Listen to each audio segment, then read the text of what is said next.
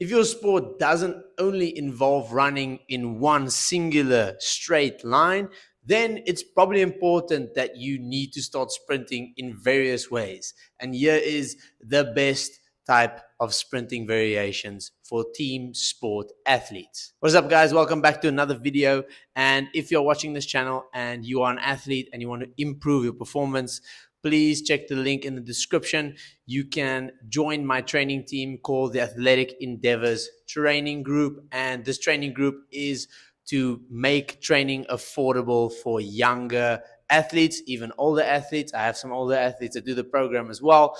And the entire idea behind this program is that it is for anyone that wants to become faster, stronger, build muscle, be more agile, and have better conditioning for their sport.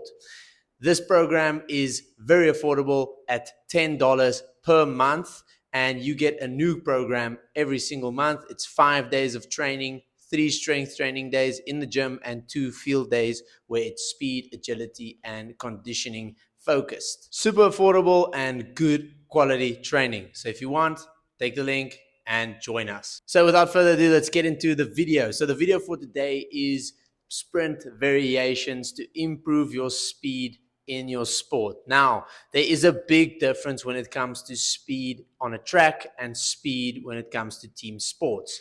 I have worked with a lot of athletes and I've played with a lot of athletes who have amazing track speed, but you just don't see that speed carrying over to their team sport. And this could be various issues. This could be a perception action issue, which just means you can't process the information that is on a field very well, and therefore you just aren't good at sport, because that is essentially what sport is all about, when especially when it comes to team sports. You need to be good at that and be a good athlete.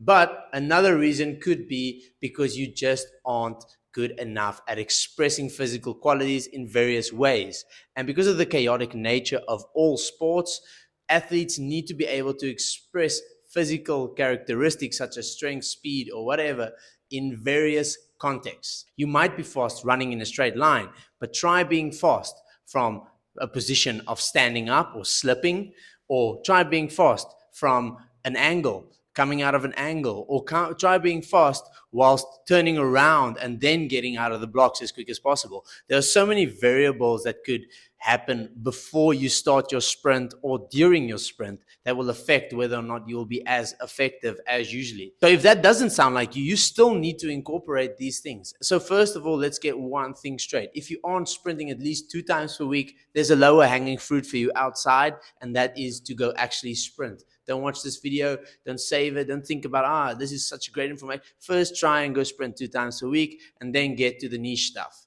All right, so when we get started, I'm assuming that people watching this video are sprinting already. So if you are sprinting already, these are variations to add in your days. So we'll start off firstly with a full circle sprint. This is amazing. You can do this as a competition. I do this a lot of times. This is essentially just sprinting around a circle, which counts as basically angled sprinting or curve sprinting. This happens a lot at top speed when people are changing direction, but also not trying to lose a lot of speed while doing it. After this one, I'll also throw right in there curve sprinting, which is a bit different, but it's also hitting curves while sprinting. You can almost call it type of like a swerve. And these are really difficult to hit. It's hard. Good athletes are really good at maintaining speed in these positions while running curves and not losing any speed. And this is something you can work on because it's really more difficult than it looks. Then we have variable start sprints. So this is basically acceleration based sprints where you start in various positions. Here you can alternate between touch and go type of acceleration. So that means touching a line or touching an object nice and low before you head out for a sprint. This simulates a lot of deeper change of direction movements and then getting out from that and sprinting. And then you have other stops like starting a sprint from the ground. Because sport is very chaotic, you need to be able to sprint out of really weird positions and need to be fast out of them.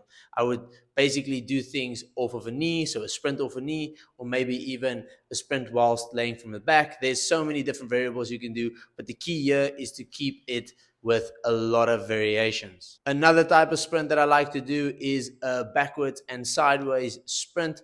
This is basically, I like to do this up a hill, as you can see in this video that I did right here. These are basically just to get you faster at different types of planes of motion while sprinting. The next one is fly sprints. These are amazing because sports a lot of times have you jogging and then reacting to something, some type of something that happened or occurred in a game, and then releasing into a sprint. This is really good for that. And it also teaches a lot of relaxation. So, for example, if you might do like something like a float and then a fly and then a sprint.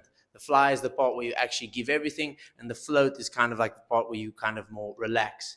This is also like a build-up sprint, some people call it, but these are great for sport as well. Next one is a diamond sprint. I really enjoy diamond sprints because it has a curve in it and also a sharper curve, so more like a longer curve, almost like the first one we had in normal curve sprinting, but that turns into a sharper curve and another acceleration. This is great to do in the form of a competition with a friend as well. So if you're an athlete that really wants to level up their sprinting game, I would advise you to do more of these types of sprints.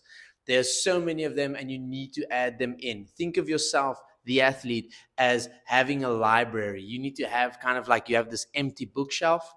And every time you do a bunch of different variations as an athlete, a team sports athlete specifically, every time you do a lot of variations, you stack your bookshelf with some type of book, a bit of information, another type of context in which you're also good at.